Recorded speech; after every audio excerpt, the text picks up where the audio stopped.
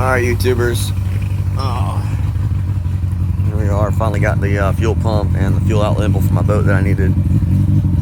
Told y'all the boat was under a little bit of construction because a couple things happened last we took it out. But I got the motor going.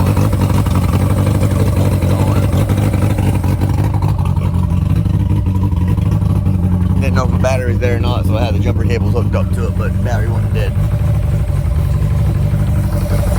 It needs to be clean because she's been setting, so y'all bear with me. Next time y'all see her, she's gonna be a lot cleaner. I gotta redo the paint. It's been a while since it's been up and running. I normally keep it clean.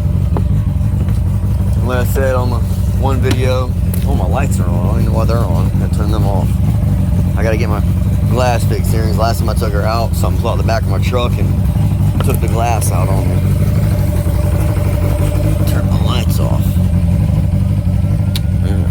Why they were on? Those were on. Why they were there. Anyhow, I hope this cooler's clean when I open it up. Yeah, okay. Cooler there. Cooler here that I want to turn into a live well.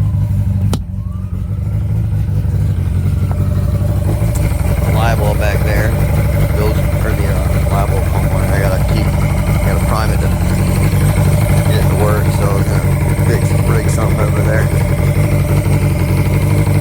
She needs some work,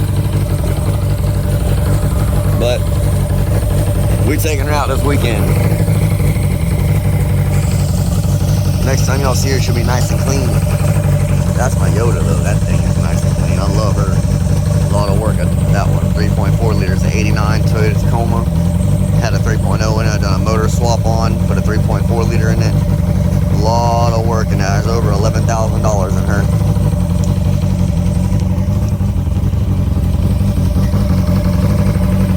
Like and subscribe. Thank y'all.